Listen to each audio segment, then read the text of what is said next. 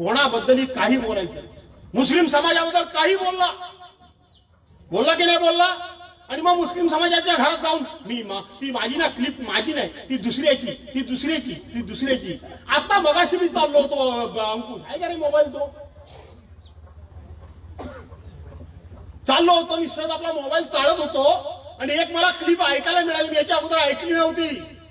तो कोणतरी हेमंत पाटील आहे आपल्या संभाजीनगरचा, त्याच्या नांदेडचा आहे तो, त्याच्याशी हा बोलतोय रामदास कदम की ओबीसी आणि मराठी यांच्या आरक्षणामध्ये ओबीसी समाजाच्या विरोधात मी कोर्टात कसा गेलोय, मी खर्च कसा करतोय, मी ओबीसी समाजाला मी जवळ कसा करणार नाही, त्यानं त्यांची आमची रोटीबिटी कशी व्यवहार होत नाही.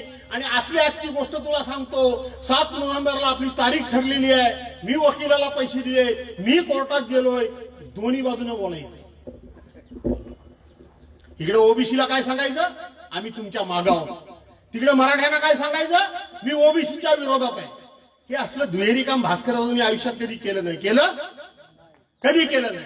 मुस्लिमांना काय सांगायचं, अख्ख्या देशात अख्ख्या राज्यात सर्व धर्म समभाव कुठं बघायचं असेल तर माझ्या खेळात या.